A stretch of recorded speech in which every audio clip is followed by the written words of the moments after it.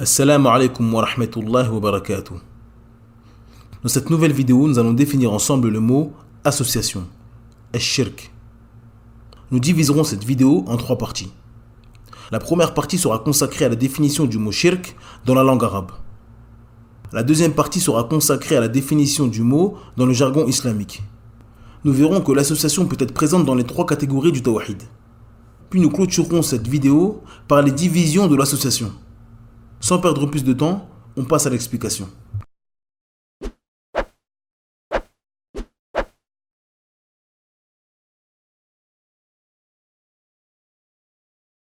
Bismillah ar-Rahman ar-Rahim.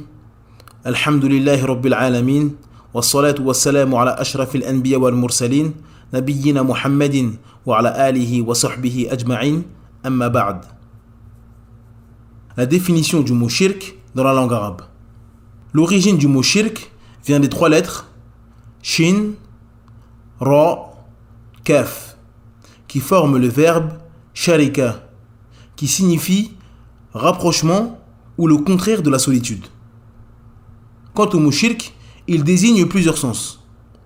Le premier est le mélange et la collaboration. Le deuxième consiste à mettre deux choses à égalité. Le troisième est une cotisation ou une part.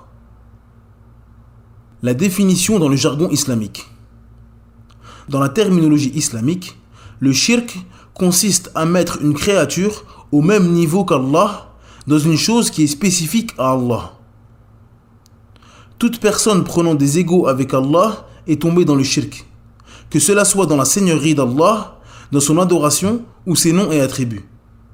Le shirk est l'opposé du tawhid et se divise donc en trois catégories comme le tawhid. La première catégorie est le shirk dans la seigneurie. Cela consiste à croire qu'il y a quelqu'un qui gère l'univers avec Allah. Toute personne qui croit qu'une créature possède la royauté avec Allah, gère l'univers avec Allah, donne la vie ou la mort, donne la subsistance, apporte un bien ou un mal, est tombé dans le shirk dans la seigneurie. Il a mis une créature au même niveau qu'Allah dans une chose qui est spécifique à Allah, c'est-à-dire la seigneurie. Le shirk dans la seigneurie est en rapport avec l'être d'Allah et ses actes. Celui qui croit qu'une créature est capable de faire une chose spécifique à Allah est tombé dans le shirk. Comme quelqu'un qui pense qu'un imam, un homme pieux ou un prophète dans sa tombe peut pardonner les péchés, faire entrer au paradis ou faire entrer en enfer. Le shirk dans l'adoration.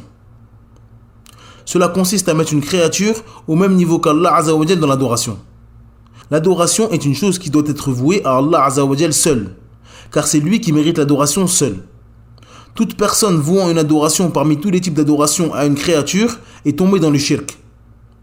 Comme celui qui invoque les morts et leur demande des choses au lieu d'invoquer le vivant qui ne meurt jamais, celui qui égorge pour les djinns, ou encore celui qui place toute sa confiance en des créatures au lieu de la mettre entre les mains du Seigneur de l'univers. Le shirk dans les noms et attributs d'Allah. Le shirk dans les noms et attributs d'Allah est de deux types. Le premier est le shirk de ressemblance. Cela consiste à mettre au même niveau un nom ou un attribut d'Allah avec un nom ou un attribut d'une créature. Comme celui qui dit « Ma main est comme la main d'Allah » ou « Mon shirk entend de la même manière qu'Allah entend ». À noter que le shirk n'intervient pas dans le fait de dire qu'Allah a des mains, une ouïe ou autre. Le shirk intervient dans le fait d'affirmer que l'attribut parfait d'Allah est identique à l'attribut diminué d'une créature. Allah entend, et l'être humain entend. Mais l'ouïe d'Allah est parfaite, et rien ne lui échappe. L'ouïe de l'être humain est faible, il n'entend pas à plus d'une centaine de mètres de distance, et son ouïe diminue à un certain âge. La deuxième catégorie de shirk dans les noms et attributs est le shirk de l'étymologie. Cela consiste à prendre un nom parmi les noms sublimes d'Allah qui lui sont propres et de nommer quelqu'un d'autre avec. Allah Azza wa Jal dit وَلِلَّهِ الْأَسْمَاءِ الْحُسْنَى فَادْعُوهُ بِهَا وَذَرُوا الَّذِينَ يُلْحِدُونَ فِي أَسْمَائِهِ سَيُجْزَوْنَ مَا كَانُوا يَعْمَلُونَ. D'après la traduction approximative, Allah Azza wa Jal dit c'est à Allah qu'appartiennent les noms les plus beaux. Invoquez-le par ses noms et laissez ceux qui profanent ces noms, ils seront rétribués pour ce qu'ils ont fait. Ibn Abbas radiyallahu anhuma a dit ils ont tiré du nom Al-Aziz le nom de leur divinité Al-Uzza. La gravité du shirk. Le shirk consiste à mettre au même niveau les créatures et Allah dans une chose qui est spécifique à lui. Le shirk est la plus grande des injustices de manière absolue. Il n'y a pas plus grand péché que le shirk, car il s'agit d'une insulte envers Allah. Si un homme dit à sa femme « Tu ressembles à une princesse », cette dernière sera contente du compliment de son mari, car il vient de la mettre au niveau d'une princesse. Mais si cet homme dit à sa femme « Tu ressembles à un cochon » ou « Tu ressembles à un chien », cette dernière sera triste et en colère, car il vient de la comparer à une chose qui est plus basse qu'elle. Il ne fait aucun doute que cela est une insulte envers sa femme. Celui qui fait du shirk a donc comparé Allah, le sublime, le Seigneur de l'univers, le tout miséricordieux, avec une créature qui est basse, vile et imparfaite. Il ne fait aucun doute que ceci est une immense injustice et une grande insulte. Allah Azza wa Jal dit وَإِذْ قَالَ لُقْمَانُ لِابْنِهِ وَهُوَ يَعِظُهُ يَا بُنَيَّ لَا تُشْرِكْ بِاللَّهِ إِنَّ الشِّرْكَ لَظُلْمٌ عَظِيمٌ. D'après la traduction approximative, Allah Azza wa Jal dit « Et lorsque Luqman dit à son fils tout en l'exhortant « Ô mon fils, ne donne pas d'associé à Allah, car l'association à Allah est vraiment une injustice énorme. » D'après Anas ibn Malik radiyallahu anhu, le prophète Mohammed sallallahu alayhi wa sallam a dit « Le plus grand des péchés est l'association à Allah. » Les divisions du shirk. Le shirk n'est pas un seul et même bloc. Le shirk possède plusieurs divisions qui n'ont pas toutes la même gravité. Certains types de shirk font sortir la personne de l'islam, tandis que d'autres non. Le shirk majeur. Il s'agit de celui qui fait une adoration pour autre qu'Allah, ou qui croit qu'il y a une créature qui gère l'univers avec Allah, ou qui donne à une créature un nom ou un attribut spécifique à Allah. Les spécificités du shirk majeur. La première spécificité du shirk majeur est qu'Allah Azza wa Jal ne pardonne pas celui qui ne se repent pas du shirk majeur avant sa mort. Allah Azza wa Jal dit Inna Allah la yaghfiru an yushraka bihi wa yaghfiru ma duna dhalika liman yasha' wa man yushrik billahi faqad iftara ithman 'azima. D'après la traduction approximative, Allah Azza wa Jal dit certes, Allah ne pardonne pas qu'on lui donne quelque associé. À part cela, il pardonne à qui il veut. Mais quiconque donne à Allah quelque associé commet un énorme péché. La deuxième spécificité du shirk majeur est qu'Allah Azza wa Jal a interdit le paradis à celui qui meurt dessus. Allah Azza wa Jal dit وَمَنْ يُشْرِكْ بِاللَّهِ فَقَدْ حَرَّمَ اللَّهُ عَلَيْهِ الْجَنَّةَ وَمَأْوَاهُ النَّارُ وَمَا لِلظَّالِمِينَ مِنْ أَنصَارٍ. D'après la traduction approximative, Allah Azza wa Jal dit quiconque associe à Allah d'autres divinités, Allah lui interdit le paradis et son refuge sera le feu, et pour les injustes pas de secoureur. La troisième spécificité du shirk majeur est qu'il annule toutes les œuvres. Allah Azza wa Jal dit ذَلِكَ هُدَى اللَّهِ يَهْدِي بِهِ مَنْ يَشَاءُ مِنْ عِبَادِهِ وَلَوْ أَشْرَكُوا لَحَبِطَ عَنْهُمْ مَا كَانُوا يَعْمَلُونَ. D'après la traduction approximative, Allah Azza wa Jal dit telle est la direction par laquelle Allah guide qui il veut parmi ses serviteurs. Mais s'ils avaient donné à Allah des associés, alors tout ce qu'ils auraient fait eût certainement été vain. Le shirk mineur.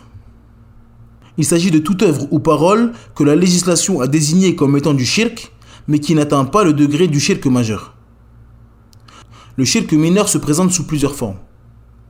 La première forme est le shirk mineur dans les paroles, comme le fait de jurer par autre qu'Allah. D'après Ibn Umar radiyallahu anhu, le prophète Mohammed sallallahu alayhi wa sallam a dit celui qui jure par autre qu'Allah a certes commis du shirk.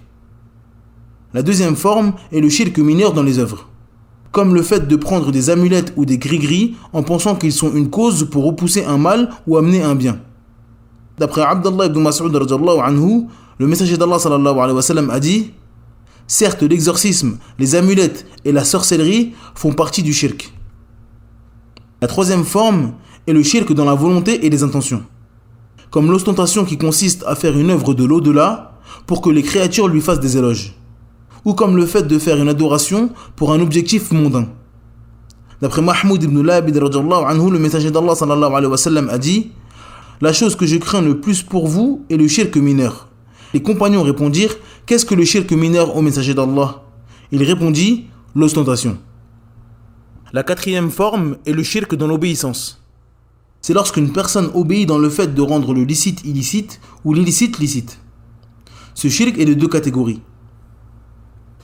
Celui qui a conscience que la religion d'Allah a été changée, mais qui suit quand même cela. À partir de ce moment, il croit que cet illicite est devenu licite ou ce licite est devenu illicite. Ceci est du shirk majeur, car il a mis cette créature au même niveau qu'Allah Azza wa Jal dans le fait de légiférer. Seul Allah décrète une chose licite ou illicite. La deuxième catégorie est celui qui croit fermement à ce qu'Allah Azza wa Jal a rendu licite et illicite. Celui-ci a commis un péché, mais n'a pas commis de shirk. D'après Imran ibn Hussein, le messager d'Allah sallallahu alayhi wa sallam a dit « Pas d'obéissance à la créature dans la désobéissance au Créateur ». A noter que le savant qui fait l'effort de chercher la vérité et se trompe n'a pas de péché. Au contraire, il a une récompense pour avoir fait l'effort de chercher la vérité. Son but était de suivre la sunna du prophète Mohammed sallallahu alayhi wa sallam, mais il n'y est pas parvenu. L'ignorant qui questionne le savant sur cette question et le suit n'a pas de péché. Il est pardonné pour son ignorance. Cette vidéo est maintenant terminée. Je vous remercie de l'avoir suivi jusqu'à la fin. N'hésitez pas à télécharger le PDF de cette explication dans la barre de description. Il est disponible en langue arabe et en langue française. N'hésitez pas à vous abonner à la chaîne et à la propager autour de vous. En attendant, je vous dis Assalamu alaikum wa rahmatullahi wa barakatuh. Subhanakallahumma bihamdik. Ashhadu an la ilaha illa ant. Astaghfiruka wa atubu ilayk.